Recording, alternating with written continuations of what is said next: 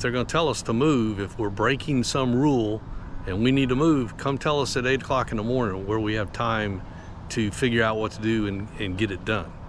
Hi, I'm Ron. And I'm Marie.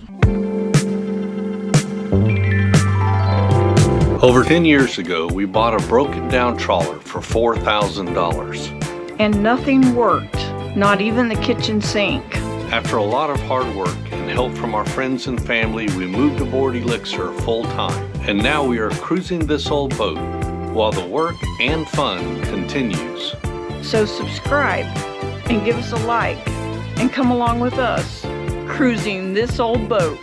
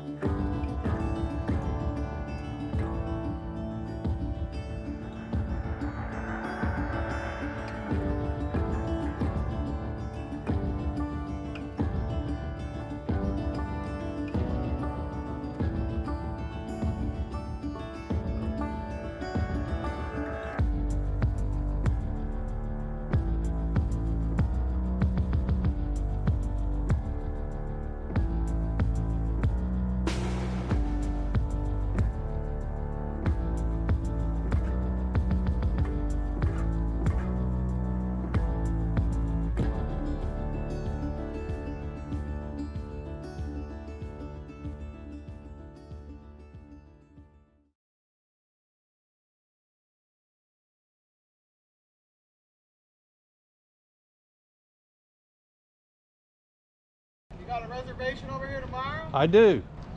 We're gonna go find out and confirm. I appreciate that. We'll be back. Okay. So the park staff just came down and was telling us we couldn't be on the Dolphins, that we're not allowed to anchor out across from the park, that we have to just go away. I asked them to show me the regulation that says that, and I also asked them who wanted to take the responsibility for endangering my crew if I have to anchor in the middle of the channel, which is what they were suggesting to do. They said just go up ways and drop anchor in the middle of the channel. All right, we need you to take your line loose and anchor off over to the side. We have a commercial barge that ties off over here that's coming this way. They'll be here this evening to tie off here. Okay. So, anchor off over that way, out of the way, so you're not blocking the channel. That way that towboat can get up, that barge can get over here on the wall, or on the Dolphins. All right, not a problem. Okay. I said, and which one of y'all is taking responsibility if somebody plows through my boat? And so at that point, they kind of changed their mind a little bit and said, well, you can go anchor out, but we got a barge coming in, so you got to get off the Dolphins. So they're going to let us anchor across from the park, and it's just for tonight. We're pulling in tomorrow, and I can guarantee you that the barge don't have to be where we're at. These Dolphins bend, so you can be on one leg or the other leg. You cannot be on both. So, and every time we've stayed here, when a barge comes and ties up, they've always tied up on the other leg, which is why we went to this leg. So, but give people a little power and they like to throw it around. So I'm not going to argue their staff personnel. So we're going to go anchor and pull in tomorrow. All right, so we moved to make them happy. We are anchored across from the marina. You can see it back there behind me, that we're going to pull into tomorrow morning. So as I told Marie, my frustration with what they were doing is that they waited until after 4 o'clock in the afternoon to come tell me I got to move. There's nowhere to go on the Okeechobee Waterway. Yeah, there's nowhere I can get to in that amount of time to drop anchor or get to a marina or anything. I mean, you know, At the speed we travel. yeah, at the speed we travel. If you're in a go fast boat, you probably do it. But once they told us you had to get through before 4:30, and it was almost 4:30 by the time we could get untied from the dolphins. So even if we could have got through the lock, we travel at 6 knots. We can't get to somewhere safe to anchor or to a marina before dark. So that's the problem. I mean, if they're going to tell us to move, if we're breaking some rule and we need to move, come tell us at 8 o'clock in the morning where we have time to figure out what to do and get it done.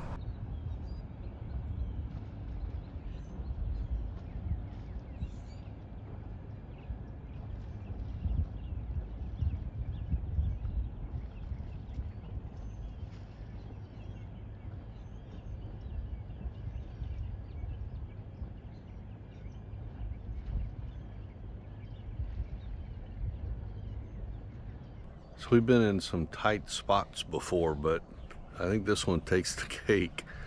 We're at the St. Lucie South campground in Stuart, Florida, and we pulled in yesterday, and then later last night this catamaran pulled in next to us.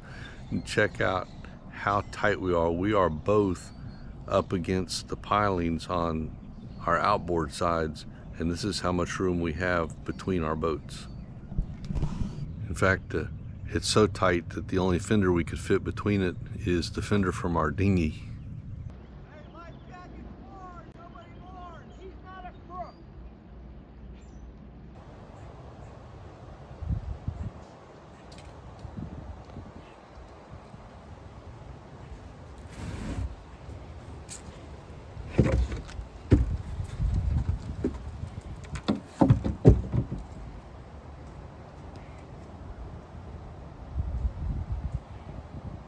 All right, so we got in the windows for our boat, and they came in this big old crate right here, and Ron has already taken them over to the boat, but I'm going to disassemble the crate so it can be easily trashed.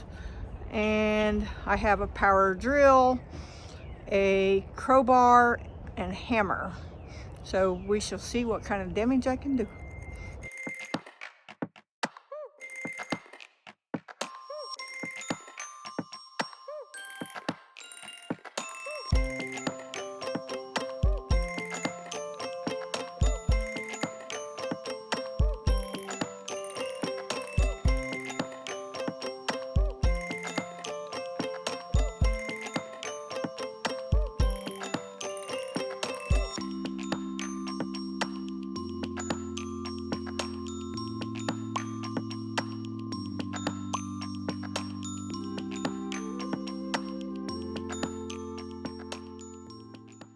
What are you doing? Building a spice rack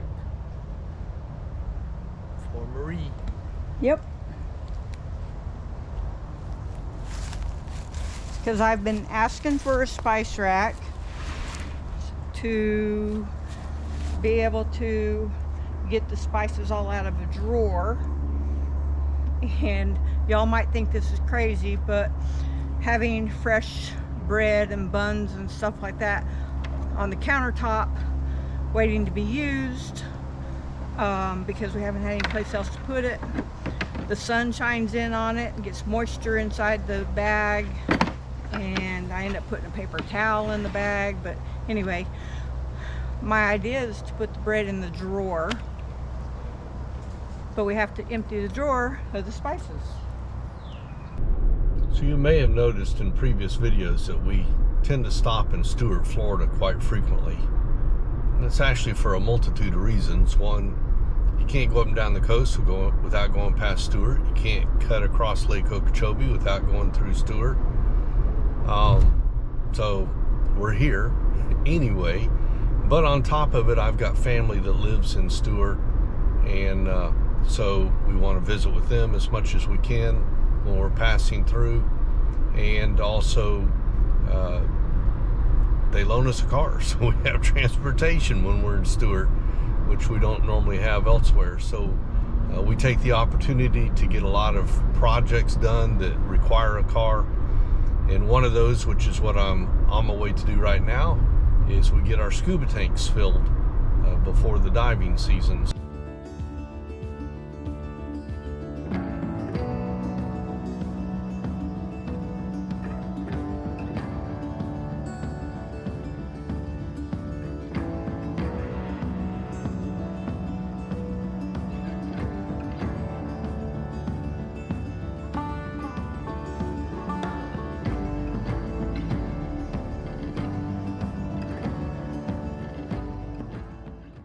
Thanks for watching.